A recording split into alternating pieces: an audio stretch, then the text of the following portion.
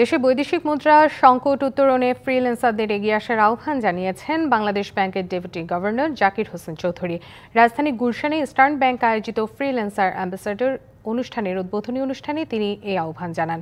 জাকির হোসেন বলেন, ফ্রিল্যান্সাররা দেশে বসেই বৈদেশিক মুদ্রা আয় করে। সে হিসেবে প্রবাসীদের পাঠানো রেমিটেন্সের মতোই ফ্রিল্যান্সারদের আয়ও পুরোটাই নিট আয়। তিনি ফ্রিল্যান্সারদের সব ধরনের সহযোগিতা দেওয়ার আশ্বাসও দেন। এ সময় ইবিএলের শীর্ষ কর্মকর্তারা জানান, তরুণদের ফ্রিল্যান্সিংয়ে উৎসাহিত করতে ইস্টার্ন ব্যাংক বিশেষ উদ্যোগ গ্রহণ করেছে। ফ্রিল্যান্সিং অ্যাম্বাসেডর অনুষ্ঠানে 4 জনকে ইবিএল ফ্রিল্যান্সার অ্যাম্বাসেডর হিসেবে পরিচয় করিয়ে দেওয়া হয়। যথাযথ সহযোগিতা পেলে আরও কর্মসংস্থান সৃষ্টি এবং বড় অঙ্কের বৈদেশিক মুদ্রা অর্জনে প্রতিশ্রুতি দেন ফ্রিল্যান্সাররা।